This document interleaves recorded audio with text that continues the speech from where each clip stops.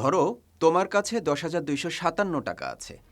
তোমার কাছে আমার প্রশ্ন হলো, কোনো ফ্র্যাকশন না রেখে এই টাকাটা তুমি কি ১৩ জন অভাবী মানুষের মধ্যে বিতরণ করে দিতে পারবে?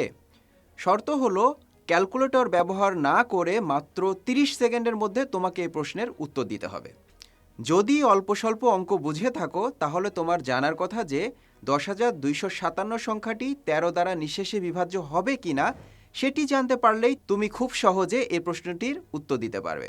আর তুমি যদি ১৩ ঘরের নামতা জানো তাহলে এই ক্যালকুলেশনটা মুখে মুখে ভাগ করে খুব সহজেই করে ফেলতে পারবে। কিন্তু ১৩ ঘরের নামতা যারা মুখস্থ আছে এমন মানুষ খুঁজে পাওয়া তো টাফ। কি করা যায় তাহলে? মাত্র ৩০ সেকেন্ডে কাগজ কলম ইউজ করে লং ডিভিশন করে এ প্রশ্নের উত্তর বের করা বেশ কঠিন একটা কাজ। আজ বরং আমরা তাহলে একটা আনকনভেনশনাল ট্রিক ব্যবহার করে এই সমস্যাটি সলভ করার চেষ্টা করি। প্রথমেই আমরা 10,257 এর একক স্থানীয় অঙ্ক বা সর্বশেষ ডিজিট 7কে 4 দিয়ে গুণ করব। তারপর গুণফল 28কে বামের বাকি অংশ 1025-এর সাথে যোগ করব। রেজাল্ট পাওয়া গেল 1053। আমাদের আজকের ট্রিকের নিয়ম হলো, এই 1053 যদি 13 দিয়ে ডিভিজিবল বা নিঃশেষে বিভাজ্য হয় তাহলে 10,257 সংখ্যাটিও 13 দ্বারা নিঃশেষে বিভাজ্য হবে। কিন্তু 1053 অনেক বড় একটা সংখ্যা, এটি 13 দ্বারা ডিভিজিবল হবে কিনা সেটা তো আমাদের পক্ষে বলা টাফ। কারণ শুরুতেই বলেছি আমরা কিন্তু 13 ঘরের নামতা জানি না। যারা বুদ্ধিমান তারা অলরেডি ধরে ফেলেছে বিষয়টা। 1053কে নতুন ভাজ্য ধরে আবার 13 দিয়ে ডিভিজিবিলিটি টেস্ট করতে হবে আমাদের। এবারে তাহলে 1053 এর সর্বশেষ ডিজিট 3-এর সাথে আমরা 4 গুণ করব। এবার তাহলে আমরা পাচ্ছি 12। এর সাথে যোগ করব 1053 এর বামের বাকি অংশ 105কে, তাহলে রেজাল্ট পাচ্ছি 117। এই 117 যদি 13 দিয়ে নিঃশেষে বিভাজ্য হয় তাহলে আমাদের শুরুর সংখ্যা 10,257ও 13 দিয়ে নিঃশেষে বিভাজ্য হবে। যারা 13 ঘরের নামতা জানো তারা অলরেডি জানো যে 9-13 117, কিন্তু আমরা তো বলেছিলাম আমরা 13 ঘরের নামতা জানি না। তাহলে আমরা এবার 117 এর সর্বশেষ ডিজিট 7কে 4 দিয়ে গুণ করব। এবারে পেলাম 28। এর সাথে বাকি অংশ 11কে যোগ দিলে পাচ্ছি 39। আমরা সবাই জানি 39 সংখ্যাটি 13 দিয়ে নিঃশেষে বিভাজ্য। সুতরাং আমাদের সংখ্যা 10,257, এটিও 13 দিয়ে নিঃশেষে বিভাজ্য হবে। একটা ট্রিকে কি আমরা থেমে যাব? না, থেমে যাওয়ার জন্য কিন্তু আমরা আসিনি।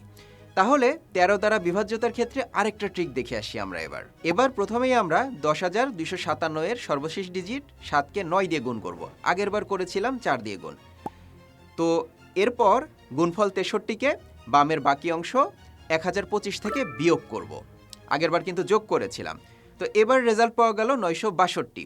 আগের মতোই এই 962 যদি 13 দ্বারা নিঃশেষে বিভাজ্য হয় তাহলে 10,257ও 13 দ্বারা নিঃশেষে বিভাজ্য হবে। প্রশ্ন হলো, এটি কি 13 দ্বারা ডিভিজিবল হবে?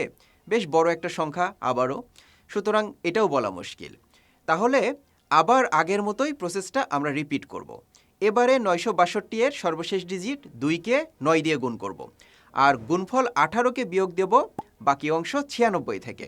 রেজাল্ট আসলো 78, যেটি 13 দ্বারা নিঃশেষে বিভাজ্য, এটা আমরা সবাই জানি। সুতরাং আমরা 10,257 টাকা 13 জন অভাবী মানুষের মধ্যে নিঃশেষে ভাগ করে দিতে পারবো। এবার ক্যালকুলেটর টিপে আমরা একটু চেক করে দেখি আসলে 10,257 সংখ্যাটি 13 দিয়ে নিঃশেষে বিভাজ্য হবে কিনা। বিঙ্গো, মিলে গেছে। এই ট্রিক দুইটি ইউজ করে আমরা শুধু 10,257ই না বরং যে কোনো সংখ্যা 13 দ্বারা নিঃশেষে বিভাজ্য হবে কিনা তা যাচাই করতে পারবো। হ্যালো পোলাপাইন্স, ফেরদৌস হিয়ার। আজ তোমাদের শেখাবো নাম্বার থিওরির খুব মজার একটা ট্রিক। তবে এটিকে শুধুমাত্র মজার ট্রিক বললে অনেক কম বলা হবে, কারণ ব্যাংক জব, বিসিএস সহ যে কোনো চাকরির exam, IB admission, GMAT, GRE, SAT, যে কোনো কম্পিটিটিভ এক্সামে আজকের ট্রিক তোমাদেরকে নাম্বার থিওরির অঙ্ক করার ক্ষেত্রে অন্য সবার থেকে যোজন যোজন এগিয়ে রাখবে। এনিওয়ে, কথা কম কাজ বেশি, আমরা বরং আরেকটি এক্সাম্পল দিয়ে বিষয়টি আরও ক্লিয়ার করার চেষ্টা করি। এবারে ধরো আমাদেরকে প্রশ্ন করা হয়েছে 917টি আপেল 7টি পরিবারের মধ্যে কি আমরা এমনভাবে ভাগ করে দিতে পারবো যেন আমাদেরকে একটা আপেলও কাটতে না হয়। এবারও তাহলে আমাদের চেক করে দেখতে হবে 917 সংখ্যাটি 7 দ্বারা নিঃশেষে বিভাজ্য হয় কিনা। 917 7 দিয়ে বিভাজ্য হলে আমাদের প্রশ্নের উত্তর হবে হ্যাঁ, আর বিভাজ্য না হলে উত্তর হবে না। এটি চেক করার জন্য এবার তাহলে আমরা 917 এর একক স্থানীয় অঙ্ক বা সর্বশেষ ডিজিট 7-এর সাথে 5 গুণ করব। তারপর গুণফলকে বাকি অংশ তার মানে 91 এর সাথে যোগ করব। রেজাল্ট পাওয়া গেল 126। এই 126 যদি 7 দিয়ে ডিভিজিবল হয় তাহলে 917ও 7 দিয়ে ডিভিজিবল হবে। এখন 126 কি 7 দিয়ে ডিভিজিবল হবে কে জানে। তাহলে এখন এই 126কে নতুন ভাজ্য বা ডিভিডেন্ড ধরে প্রসেসটা আবার আগের মতোই রিপিট করা যাক। তাহলে এখন আমরা 126-এর সর্বশেষ ডিজিট 6 এর সাথে 5 গুণ করে গুণফলকে বাকি অংশ তার মানে 12 এর সাথে যোগ করব। এবারে রেজাল্ট পাচ্ছি 42। এখন 42 যে 7 দ্বারা নিঃশেষে বিভাজ্য হবে সেটি কিন্তু আমরা সকলেই জানি। সুতরাং আমাদের নেওয়া সংখ্যা 917, এটিও 7 দিয়ে নিঃশেষে বিভাজ্য হবে। এনিওয়ে 13 এর মতোই 7-এর ক্ষেত্রেও দ্বিতীয় ট্রিক আছে কিনা একটু চেক করে দেখি। এবার তাহলে আমরা 917 এর সর্বশেষ ডিজিট 7-এর সাথে 2 গুণ করব। তারপর গুণফলকে বাকি অংশ থেকে বিয়োগ করব। রেজাল্ট পাওয়া গেল 91 - 7 গুণ 2 = 77, যেটি 7 দিয়ে নিঃশেষে বিভাজ্য বলে আমাদের শুরুর সংখ্যা 917, এটিও 7 দিয়ে নিঃশেষে বিভাজ্য হবে। আবার ক্যালকুলেটর টিপে দেখি, ওয়াও, মিলে গেছে। তার মানে 917টি আপেল আমরা খুব ইজিলি 7টি পরিবারের মধ্যে এমনভাবে ভাগ করে দিতে পারবো যেন আমাদের একটি আপেলও কাটতে না হয়। ওকে, আর ট্রায়াল দেওয়ার কিছু নেই। এবারে তোমাদের জন্য প্যান্ডোরার বাক্সটা একেবারে খুলে দিব। আজকের ভিডিওতে আমরা শিখব এমন একটা ম্যাজিক রুল যেটি দিয়ে তোমরা নিজেরাই তৈরি করে ফেলতে পারবে যে কোনো বিজোড় সংখ্যার জন্য বিভাজ্যতার নিয়ম, হোক সে নাম্বারটি 13 অথবা 7 অথবা 19 অথবা 31 অথবা 53, এনিথিং, এনি নাম্বার। আমরা আরও জানব 13 এবং 7 দ্বারা ডিভিজিবিলিটি টেস্টের ক্ষেত্রে আমরা যে ম্যাজিক নাম্বারটি গুণ করেছিলাম সেটি কিভাবে বের করতে হবে এবং সেটি কিভাবে ব্যবহার করতে হবে। এনিওয়ে, আগের এক্সাম্পলগুলোতে আমরা যে ম্যাজিক নাম্বারকে প্রতি ক্ষেত্রে ভাজ্য বা ডিভিডেন্ডের একক স্থানীয় অঙ্কের সাথে গুণ করেছি সেটিকে বলা হয় অস্কিউলেটর, আর পুরো প্রসেসটিকে বলা হয় অস্কিউলেশন মেথড। এটি নিয়ে আমরা বিস্তারিত আলোচনায় যাব না, কারণ এটি থিওরিটিক্যাল ম্যাথমেটিক্সের বেশ কমপ্লেক্স একটি কনসেপ্ট। সাথে আরও একটা জিনিস বলে রাখি, আজকের এই ট্রিক আমরা শুধুমাত্র সেসব বিজোড় সংখ্যার ক্ষেত্রে ইউজ করতে পারবো যেসব বিজোড় সংখ্যার শেষে 9 অথবা 1 থাকে। এটা আবার কেমন কথা? আমাদের তো এই ভিডিওতে সকল বিজোড় সংখ্যার জন্য বিভাজ্যতার নিয়ম বের করা শেখার কথা। আর সকল বিজোড় সংখ্যা কি আর 9 বা 1 দিয়ে শেষ হয়? তাতে কি, আমরা কিন্তু চাইলেই শেষে 3 বা 7 আছে এমন বিজোড় সংখ্যাগুলোকে অন্য নাম্বার দিয়ে গুণ করে খুব সহজেই শেষে 9 বা 1 নিয়ে আসতে পারি। তাহলে যেসব সংখ্যার শেষে 5 আছে সেগুলোর ক্ষেত্রে কি হবে? সেগুলোর ক্ষেত্রে কিছু করার নেই, এক্ষেত্রে আমরা সারেন্ডার করব। আমাদের আজকের ম্যাজিক রুল শেষে 5 আছে এমন বিজোড় সংখ্যাগুলোর ক্ষেত্রে একদমই খাটবে না, কারণ শেষে 5 আছে এমন সংখ্যাগুলোকে আমরা অন্য যে সংখ্যা দিয়েই গুণ করি না কেন কোনোভাবেই শেষে 9 বা 1 আনা সম্ভব না।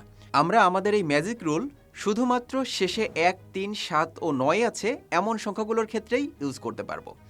এনিওয়ে, 2টি ধাপে আমরা আজকের ট্রিক অ্যাপ্লাই করে ডিভিজিবিলিটি টেস্ট করব। প্রথম ধাপে বিজোড় ভাজক সংখ্যার জন্য আমরা আমাদের ম্যাজিক নাম্বার বা অস্কিউলেটর বের করব। আমাদের ভাজকের সর্বশেষ ডিজিট বা একক স্থানীয় অঙ্ক যদি হয় 9, তাহলে আমরা তার দশক স্থানীয় অঙ্ক পর্যন্ত বাকি অংশের সাথে 1 যোগ করলেই পেয়ে যাব আমাদের ম্যাজিক নাম্বার বা অস্কিউলেটর। একে বলা হয় পজিটিভ অস্কিউলেটর।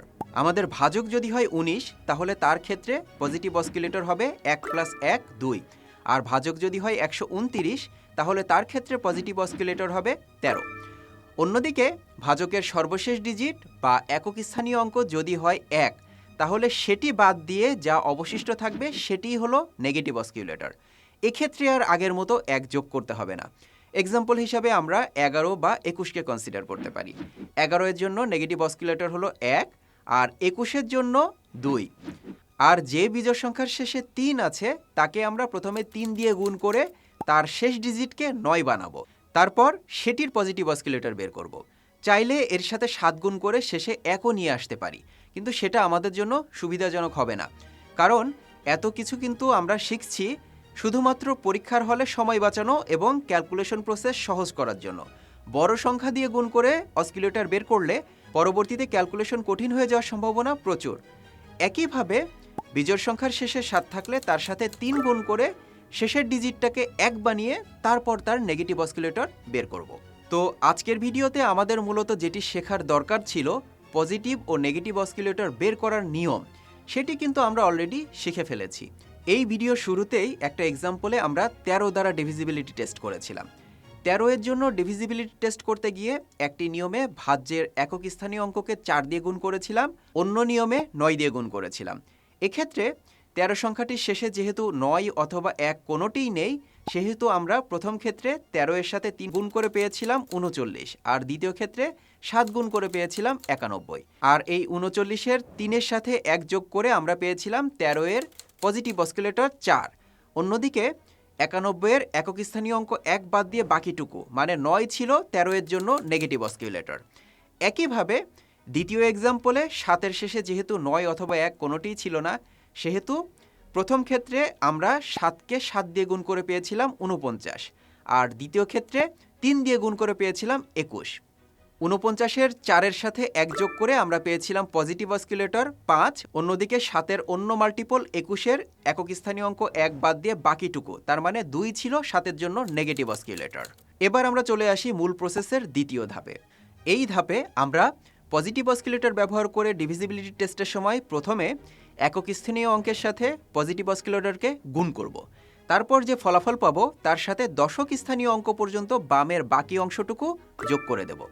এই যোগফল যদি ভাজক দ্বারা নিঃশেষে বিভাজ্য হয় তাহলে মূল সংখ্যাটিও ভাজক দ্বারা নিঃশেষে বিভাজ্য হবে। আর যোগফল যদি বেশি বড় সংখ্যা হয় তাহলে আমরা প্রসেসটিকে আবার রিপিট করব। এভাবে রিপিট করতে করতে রেজাল্টকে মোটামুটি একটি 2 ডিজিটের সংখ্যায় নিয়ে আসতে পারলে আমাদের জন্য এনাফ। অন্যদিকে নেগেটিভ অস্কিলেটর ব্যবহার করে ডিভিজিবিলিটি টেস্টের সময় আমরা প্রথমে একক স্থানীয় অঙ্কের সাথে নেগেটিভ অস্কিলেটরকে গুণ করব। এরপর গুণফলকে দশক স্থানীয় অঙ্ক পর্যন্ত বামের বাকি অংশটুকু থেকে বিয়োগ করে দেব। এই বিয়োগফল যদি ভাজক দ্বারা নিঃশেষে বিভাজ্য হয় তাহলে আমাদের মূল সংখ্যাটিও ভাজক দ্বারা নিঃশেষে বিভাজ্য হবে। এক্ষেত্রেও আমরা রেজাল্ট হিসেবে বড় সংখ্যা পেলে আগের মতোই প্রসেসটা বারবার রিপিট করব। তো আমাদের শেখার পালা শেষ। এবার আরও কয়েকটি এক্সাম্পল ব্যবহার করে আর একটু প্র্যাকটিস করে আসি। আমরা যদি 17 দ্বারা কোনো একটি সংখ্যার ডিভিজিবিলিটি টেস্ট করতে চাই তাহলে আমাদের জন্য শুধুমাত্র নেগেটিভ অস্কিলেটর ব্যবহার করাটাই বুদ্ধিমানের কাজ হবে, তাই না? আর 17 এর নেগেটিভ অস্কিলেটর বের করতে চাইলে এর সর্বশেষ ডিজিটকে আমাদের 1-এ পরিণত করতে হবে, যেটি আমরা 17 এর সাথে 3 গুণ করলেই পেয়ে যাচ্ছি। এখন 17 এর এই গুণিতক 51 এর দশক স্থানীয় অঙ্ক 5ই হলো 17 দ্বারা ডিভিজিবিলিটি টেস্টের জন্য নেগেটিভ অস্কিলেটর। তাহলে এখন আমরা চেক করে দেখি তো 7395 এই সংখ্যাটি 17 দ্বারা নিঃশেষে বিভাজ্য হয় কিনা। তাহলে শুরুতেই আমাদের 7395 এর সর্বশেষ ডিজিট 5কে নেগেটিভ অস্কিলেটর 5 দ্বারা গুণ করতে হবে। এরপর গুণফল 25কে বামের বাকি অংশ তার মানে 739 থেকে আমরা বিয়োগ করে দেব। এবারে আমরা বিয়োগফল পেলাম 714, যেটি 17 দিয়ে নিঃশেষে বিভাজ্য হবে কিনা সেটি বলাও আমাদের জন্য কষ্টকর। তার মানে এই প্রসেসটি আমরা আবার রিপিট করব। এবার তাহলে 714 এর সর্বশেষ ডিজিট 4কে নেগেটিভ অস্কিলেটর 5 দিয়ে গুণ করি। এবার গুণফল 20কে বাকি অংশ 71 থেকে বিয়োগ দিই। এবারে বিয়োগফল আসলো 51, যেটি অবশ্যই 17 দিয়ে নিঃশেষে বিভাজ্য। তার মানে আমাদের সংখ্যা 7395 এটিও 17 দিয়ে নিঃশেষে বিভাজ্য হবে। ফাইনালি 19 দিয়ে একটি নাম্বারের ডিভিজিবিলিটি টেস্ট করে দেখা যাক। 19-এর শেষে যেহেতু 9 আছে সেহেতু আমরা ক্যালকুলেশনের সুবিধার্থে পজিটিভ অস্কিলেটর ইউজ করব। আর 19-এর শেষে যেহেতু এমনিতেই 9 আছে সেহেতু আমাদের আর কষ্ট করে 19-এর মাল্টিপল ইউজ করা লাগছে না।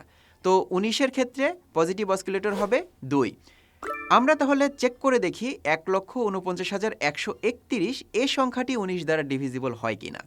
প্রথমেই আমরা 1,49,131 এর একক স্থানীয় 1কে পজিটিভ অস্কিলেটর 2 দ্বারা গুণ করব। তারপর গুণফল 2কে বাকি অংশ তার মানে 14,913 এর সাথে যোগ করব। আমাদের যোগফল 14,915 বেশ বড় একটি সংখ্যা হয়। এর সর্বশেষ ডিজিট 5কে এবার 2 দিয়ে গুণ করব। গুণফল 10-এর সাথে বাকি অংশ 1491কে যোগ করলে আমরা পাবো 1501। এভাবে প্রসেসটি বারবার রিপিট করতে করতে একসময় আমরা রেজাল্ট পাবো 19, যেটি 19 দিয়ে নিঃশেষে বিভাজ্য। সুতরাং আমাদের সংখ্যা 1,49,131 এটিও 19 দ্বারা নিঃশেষে বিভাজ্য হবে। এই দুইটি এক্সাম্পলের ক্ষেত্রেও আমরা চাইলেই 17 এর ক্ষেত্রে পজিটিভ অস্কিলেটর এবং 19-এর ক্ষেত্রে নেগেটিভ অস্কিলেটর ইউজ করতে পারতাম। তাতে আমাদের ক্যালকুলেশন আরও কঠিন হয়ে যেত। যা হোক, আমরা কিন্তু অলরেডি শিখে গিয়েছি কিভাবে যে কোনো বিজোড় সংখ্যা দিয়ে ডিভিজিবিলিটি টেস্ট করা যায়। 23, 27, 29, 39, 41, 57, 93 যে কোনো বিজোড় সংখ্যার জন্য এখন ডিভিজিবিলিটি নিয়ম নিজেরাই তৈরি করে ফ্রেন্ডদের চমকে দিও। এবার ছেলেদের জন্য সুসংবাদ আছে, এসব ট্রিক দিয়ে কিন্তু খুব ভালোভাবে মেয়েদেরকে পটানো যায়। তবে মেয়েদেরকে জাদু দেখানোর আগে কিন্তু প্রচুর প্র্যাকটিস করে যেও সবাই, না হলে বেইজ্জত হওয়ার প্রচুর সম্ভাবনা আছে। এনিওয়ে, ঠিক আগের ভিডিও এবং এই ভিডিওতে আমরা প্রায় সকল সংখ্যার জন্য ডিভিজিবিলিটি টেস্ট করার নিয়মগুলো শিখে ফেললাম। ইনফ্যাক্ট 20 পর্যন্ত সকল সংখ্যার জন্য ডিভিজিবিলিটি টেস্ট করার নিয়মগুলো আমাদের জানা থাকলেই তা পরীক্ষাগুলোর জন্য এনাফ। আর 20 পর্যন্ত সংখ্যাগুলোর মধ্যে আমাদের শুধুই এখন বাকি থাকলো কয়েকটি কম্পাউন্ড নাম্বার, যেগুলোর জন্য ডিভিজিবিলিটি টেস্ট করা খুব কঠিন কিছু না। যেমন কোনো নাম্বার যদি 12 দ্বারা ডিভিজিবল হয় তবে তাকে অবশ্যই 3 ও 4 উভয়ের ডিভিজিবিলিটি টেস্টে উতরে যেতে হবে। আবার 15 দ্বারা ডিভিজিবিলিটি টেস্টের ক্ষেত্রে 3 ও 5 উভয়ের ডিভিজিবিলিটি টেস্টে পাস করতে হবে সংখ্যাটিকে। বাকিগুলো এভাবেই করতে হবে। এনিওয়ে, ডিভিজিবিলিটি টেস্ট বা বিভাজ্যতার কোনো নিয়ম এখনও বুঝতে সমস্যা হলে এই ভিডিও দুটি বারবার দেখে বিষয়টি মাথায় গেঁথে নাও এবং নিজেরাও যে কোনো সংখ্যা দিয়ে চেক করে করে প্রচুর প্র্যাকটিস করো। আশা করি এগুলো নিয়ে আর কখনো সমস্যায় পড়তে হবে না তোমাদের। তো আজকের এই বিশাল ভিডিও এখানেই শেষ করছি। আবার নতুন টপিক নিয়ে চলে আসবো পরবর্তী ভিডিওতে।